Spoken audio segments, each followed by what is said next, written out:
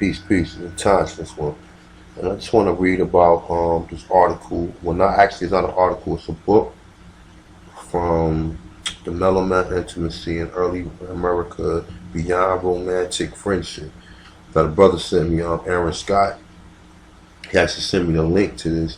I actually was trying to find some, some brief information on this, because I actually, in I think the last video, I guess the Native American timeline, when they got to the part when he was dealing with Lois and Clark, it was saying how Lois and Clark encountered a group of so-called a tribe that was that was men, that was like homosexuals or whatever. So I'm trying to read this, I guess these 2 pages or whatever, and I'm just gonna give a brief commentary on it. You guys just comment and tell me what you think about it, alright? And this is in the Louisiana section, alright? So alright, and the tribe is called the Minnetaree, alright? I guess what the term or what they was doing was called BIRDACHE, but in French or whatever, well, they say the French called them BIRDASHES, but I guess that how they pronounce it is BERDACHE. So I'm gonna be trying to pronounce it like that. All right, so you already know how I'll be reading sometime, but just bear with me and we're gonna get through this. All right. So it said, among the Minnetaree, if a boy show any symptom of effeminacy or girlish incarnations, he is put among the girls. Dressed in their ways and brought up with them, and sometimes married to men. They submit to women to all the duties of a wife. It said, I have seen them. The French call them BIRDASHES. Alright, so it say the phenomenon Clark is describing is the BERDACHE tradition, a word derived from the Persian BERDACHE, though through the Arabic BARDACHE, which as early as the 16th century was borrowed by romantic languages to denote passive partner in male-to-male sexual intercourse. The term was introduced to the North American continent by the French trappers who observed male-to-male sexuality among the Indians. They encountered BERDACHES, or two-spirit came on the roll in a variety of ways. Some were reared by their parents to take on the role of the opposite sex, while others voluntarily adopted the status upon reaching puberty or after a trauma or a vision quest. I don't know what a vision quest is, but I do know what the word trauma, so that's saying that they was experiencing or might have been pedophiles at that time. Alright, and it might have been some of these people came from France, because the French is infamous for the little homosexuals and these feminine men. So we don't know if they passed that on. So I'm just going to put that as a disclaimer. Or maybe they really was practicing this shit. Alright, so I'm not going to disclaim that neither. Alright, they say ain't nothing new up under the sun. So maybe this is where they got it from. But also, taking this in consideration, we do know that the Greeks was practicing that freakish, they was practicing that with the gymnasium. You see all the Roman statues. So, they were practicing sexuality. So let's keep it moving. Alright. So where was I at? Alright, so trauma or vision quest. Alright, I don't know what a vision quest is. Maybe that's some type of epiphany or so that means that they had some type of spiritual practices. Alright. So Clark reports that the BERDACHES he encountered were men who were dressed up as women, but transvestism was not universally observed. Like I just said, I don't know was men dressing up as women on other continents. I've never even really heard. I knew that they was practicing homosexuality, but we don't know to the extent. Alright, so they saying that transvestism was not universally observed. Alright, so among the Pima and the Comanche, the BERDACHE imitated the speech and behavior of women, but were required to dress as men. The Cayenne BERDACHE of all ages reported dressed as old men, while among the Navajo and the Paiute, it's saying the Shonshu, cross-dressing was practiced only if it was the man's personal choice. In some instances, gender gender clothing was regulated only under certain circumstances. The Navajo required birdashes to dress as men if they was married, whether the spouse was male or female. The Miami required the male clothing for birdash only when they went to war. Birdash was usually biological male, though they could also be women who took on the gender role as men.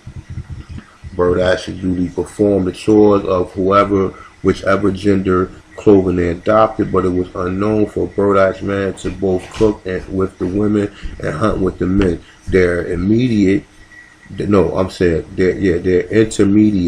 gender status was believed to give them special powers. Tea time, parent asked the birdash to bestow secret names upon their children, and among the California Indian tribe, the birdash was responsible for burial and mourning rituals. Among the Illinois tribes, no major decision was made without first consulting the birdash.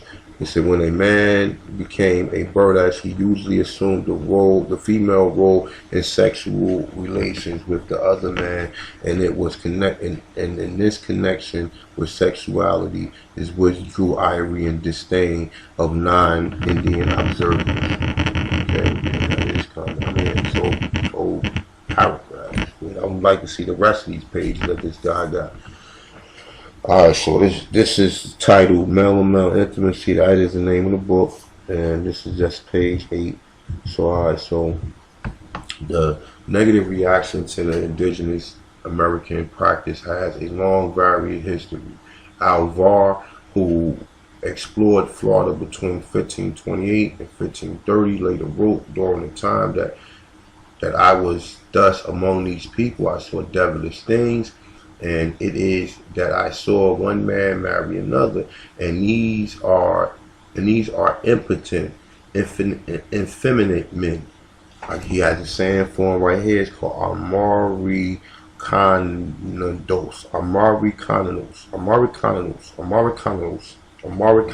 I think I'm saying it right. Okay, my Spanish is not that great. And they go about dressed as women. He's saying they go about dressed as women and do women tasks. The major objection of the European observer seems to have been institutionalized nature of the birdash tradition, which is an explicit reaction of the male role occasionally, or situational male-on-male sexual contact were understandable, particularly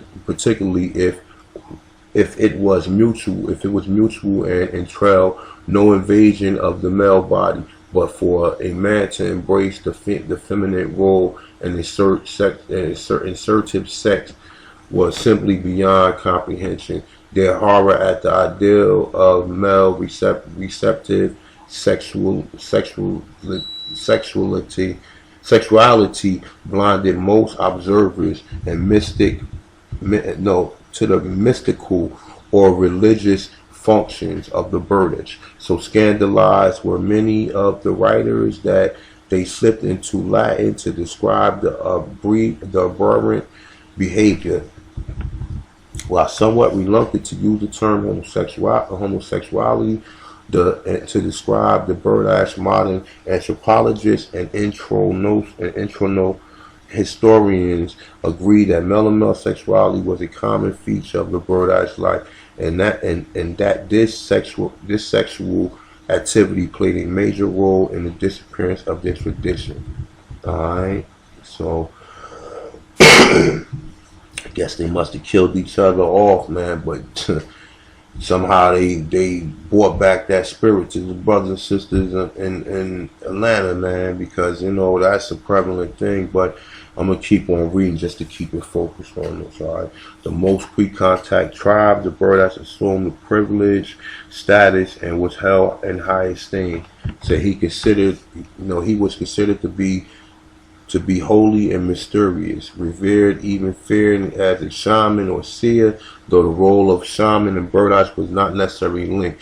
Gradually, throughout the 19th century, the birdash prestige fell until they became the object of ridicule and a source of embarrassment. Nancy Laurie interview explained why most informant felt that the BERDACHE was at the time highly honored and respected person, but the Winnebago, he had been ashamed of the customs because the white people thought it was amusing and evil.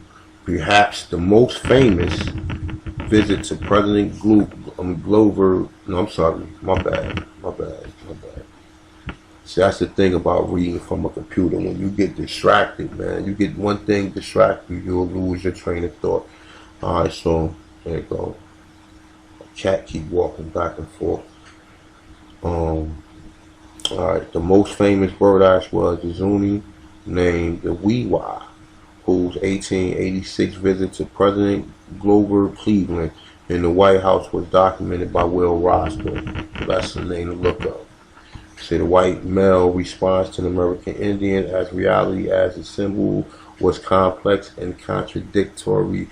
The need to defend the New World against the surge of European chauvinists forced American writers to become linguistic contortionists where Indian life was concerned. The newcomers, in defending their right to expropriate the Native American territory, needed to portray the Indians as infantile and backwards, half civilized creatures who was unwilling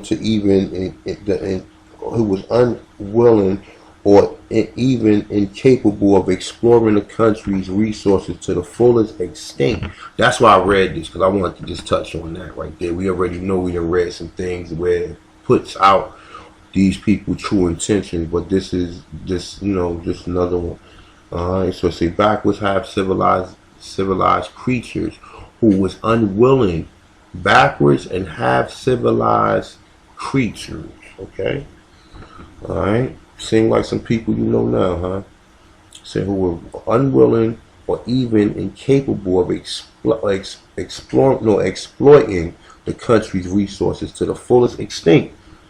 The accent needed to fall ambiguously on savage, not noble, yet it was the noble savage who demonstrated the patriots' contentions to America was not a backward land where everything was smaller or poorer and less well developed than the old world. Counterpart as the 17th century writers had suggested, the American colonists weighed the Indians as a natural man against the degenerate European Count Courtier.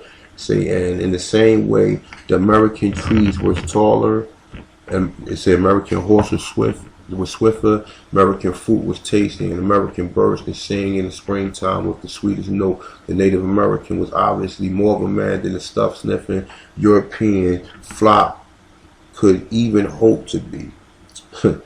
Yet the Indians needed to be subjugated. So the colonists took two stereotypes. Alright, so I'm just going to read it right here, and I'm going to end it. Alright, so it said the colonists took on two stereotypes. Alright, so it say Vespucci monstrously endowed savage and bouffant puny hairless hermaphrodites. Alright, so he said these people were savages, they was hermaphrodites or whatever. So I mean, I guess they painted a picture. So let me read this a little bit more. It says, and fashioned the imago, I guess this is the word image with an O on it. It say which fell exactly in the middle. In the middle, the Indians did indeed have impressive. Hold up, let me read this shit again. Maybe I'm reading it wrong because I see a semicolon right here.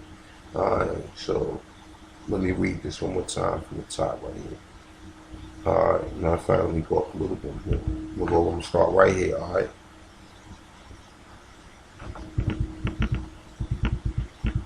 Yeah, alright. Matter of fact, you know what? Hold up. No. Yeah, alright. I'm gonna start right here because I just wanted to. It said, yet the Indians need to be subjugated. So it said, even though that the spring was more sweeter, the horses could run faster, the fruits was more tastier.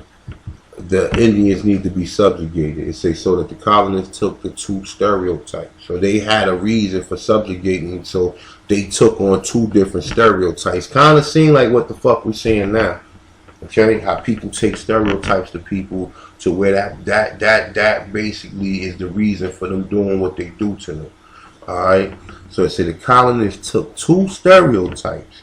Vespucci monstrously endured savage buffoon. I guess that's saying like buffoon, puny, hairless hermaphrodites.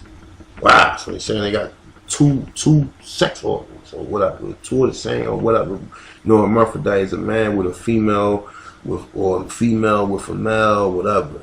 It's saying and fashioned the imago which fell exactly in the middle. The Indians did indeed have impressive penises. What the fuck? Alright, so it say, but was disinclined to use it. Alright, so that's crazy. That's crazy. That's crazy. Hold on, I'm gonna read a little bit more. It says, this convenient construction resolved the cognitive dissonance over the Indians' masculinity and allowed the settlers to perceive with destruction of the Indians' culture, yet confusion remaining in the hearts of many white American men. The Indian was infantile. He was also obviously boyish, free along the disdains. All right, so I ain't reading no more, but so it's definitely an interesting read. Because as you go down right here, it definitely talks to say free. So from the free plantation, clean and precocious to the edge of Atlantic colonial. And I'm going to read some more of this later on, though. But this is not pretty much talking about what we're talking about. The main thing when I'm talking about, they encountered, they so-called encountered a so-called, I guess, homosexual tribe.